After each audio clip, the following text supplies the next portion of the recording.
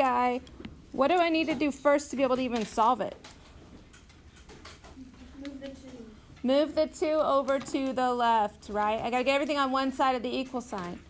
So if I move the 2 over by adding it, I'm going to have 3x squared minus 14x plus 8 equals 0.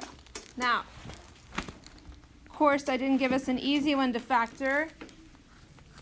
How do I know that? Because there's something right here in front of the x squared other than a 1. When it's a 1, it's easy peasy, right? But if it's not a 1, then you have to do a little extra work. And this just depends on how you were taught how to factor. The way I taught how to factor is this. You multiply the first and the last numbers. So I'm asking myself, what two numbers multiply to 24 but add up to a negative 12? Or 12, that's a 14. Negative 14. Negative 12 and negative 2. Ooh, good job. Negative 12 and negative 2. And those do add up to negative 14. So now we're good. Now again, if you learn to factor a different way, that's fine. But if you still struggle with factoring, maybe this might help you. So what do I do with that negative 2 and that negative 12? Well, now I take that 14x and I rewrite it as negative 12x minus 2x. Everything else comes straight down unchanged. So that negative 14 became 2 terms. Then I do grouping.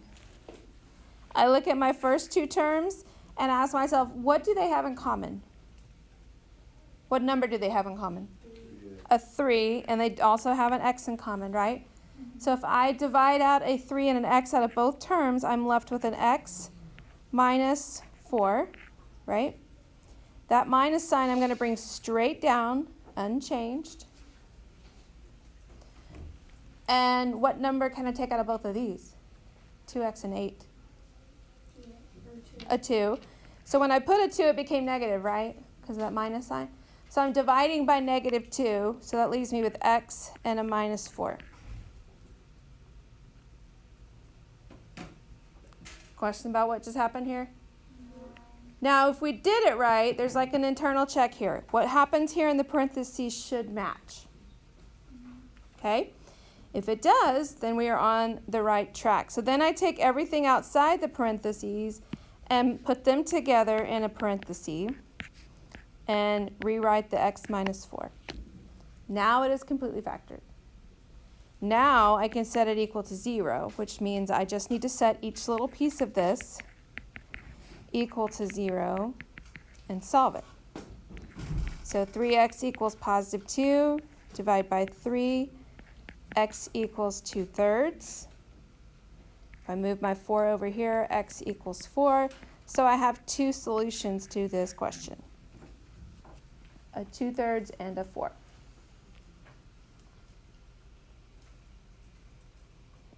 Is that okay? Clear enough? All right, so that's one method, factoring quadratics. We're going to end up with 4. So this lesson just reviewing 2, and then you'll do 2 more on with tonight's video. Okay, solving by extracting square roots. Well, here's the key to this one. Notice how everything over here is being squared. If everything on the left is being squared, then you can just take a square root of both sides. That's all you have to do. All right? So I would then just take the square root of both sides. Well, when you take a square root of a squared term, it just drops out, right? They cancel. So I have 4x plus 1. Now what you have to be careful of is when you take the square root, you're getting the absolute value of the square root of 7. Okay? Now, square root of 7 is some weird decimal, right? But it's the absolute value because 2 negatives multiplied together gives you a positive, right? So does 2 positives. So we don't know which one it is. So we have to do this little extra step where we consider that it should be plus or minus the square root of 7, not just square root of 7. Okay? Y'all seen that before? Yes. Did y'all see that in algebra 2? Good. Excellent. Now I keep going because my goal is to get x by itself. So I need to move the 1 over. So I have 4x minus 1 plus or minus the square, I forgot my equal sign, didn't I? 4x equals negative 1 plus or minus the square root of 7. And then what would I do?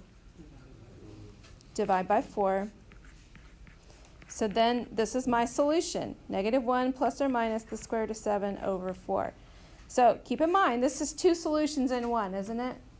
Because there's a plus version and there's a minus version. We just write it together with the plus and the minus. Okay?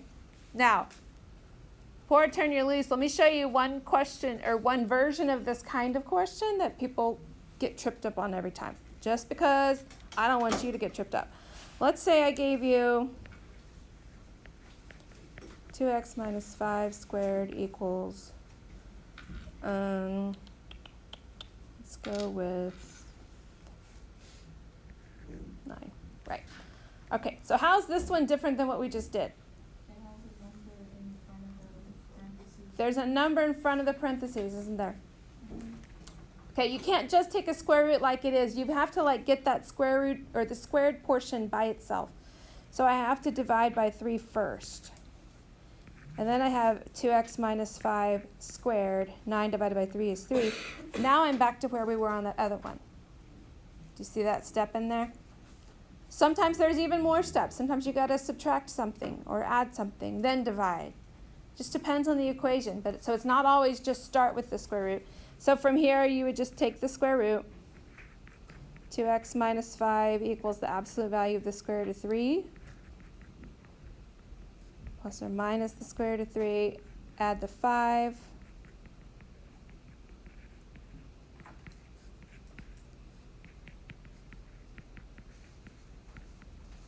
Okay, just giving you a heads up. There's different variations of these extracting square roots. Sometimes there are extra steps involved. Is that all right? So you have some practice questions to work on